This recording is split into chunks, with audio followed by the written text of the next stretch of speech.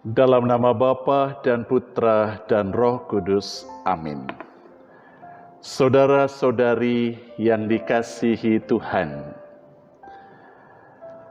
ada ungkapan klasik yang berbunyi, usaha tidak akan pernah mengkhianati hasilnya.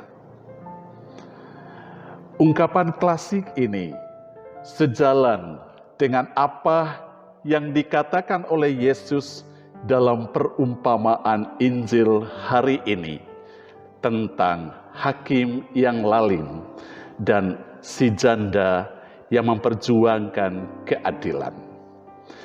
Karena ketekunan si janda yang terus-menerus menuntut keadilan kepada hakim yang lalim itu, akhirnya hakim yang sesungguhnya tidak takut akan Allah dan tidak tahu menghargai orang lain, mengabulkan dengan memberi keadilan kepada si janda yang menuntut.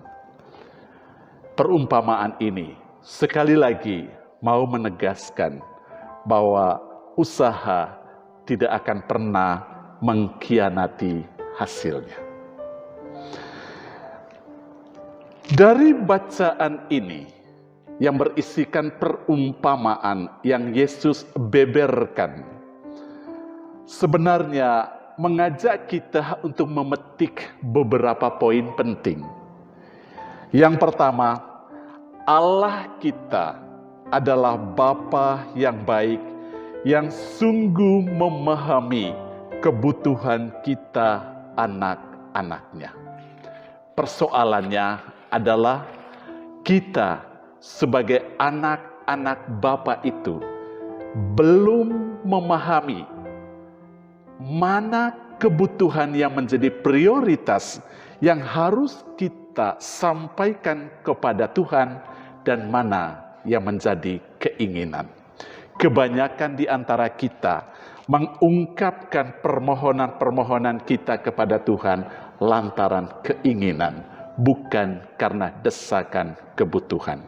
Maka tidak heran kita seringkali merasa kecewa, seakan-akan Tuhan tidak mendengarkan doa-doa kita.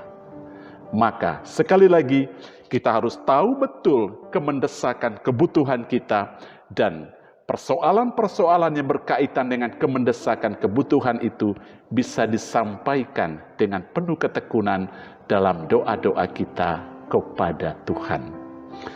Poin yang kedua adalah Tuhan meminta agar kita selalu tekun dan setia dalam doa.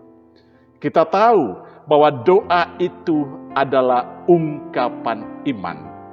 Doa bukanlah cetusan perasaan belaka.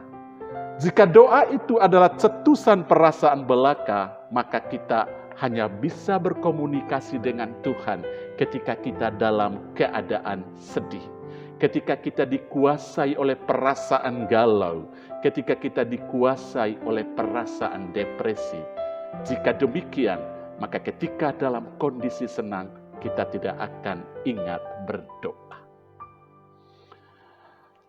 Makanya, kalau doa itu hanya sebagai cetusan perasaan belaka, bukan menjadi ungkapan iman, kata-kata Yesus dalam Injil hari ini tergenapi.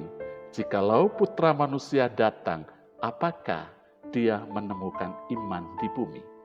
Sekali lagi, doa menjadi kebutuhan kita dan adalah ungkapan iman kita kepada Tuhan.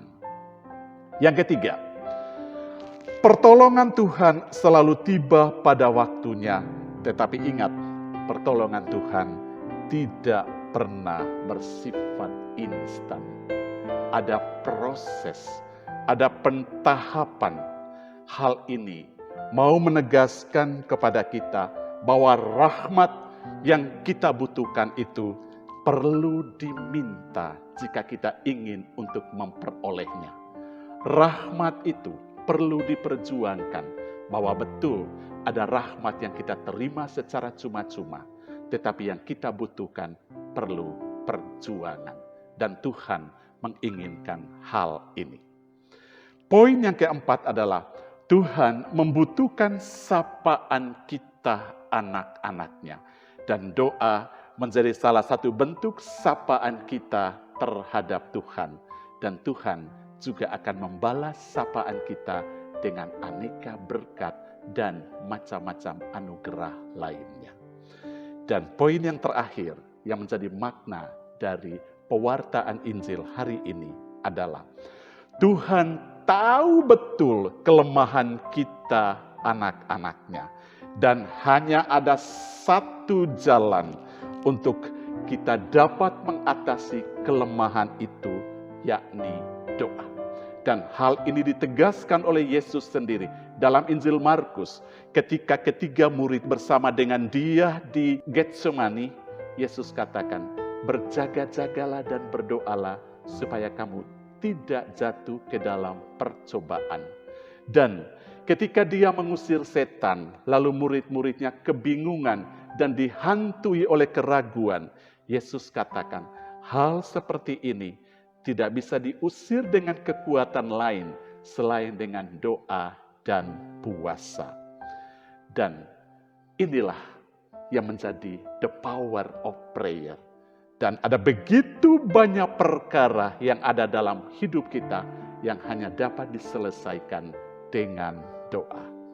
Saudara-saudari, itulah alasannya kenapa Yesus sangat menegaskan agar kita, para pengikutnya, selalu tekun dalam berdoa.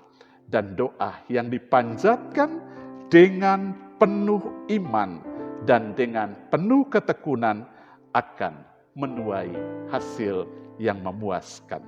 Sungguh perjuangan tak akan pernah mengkhianati hasilnya. Amin. Dalam nama Bapa dan Putra dan Roh Kudus.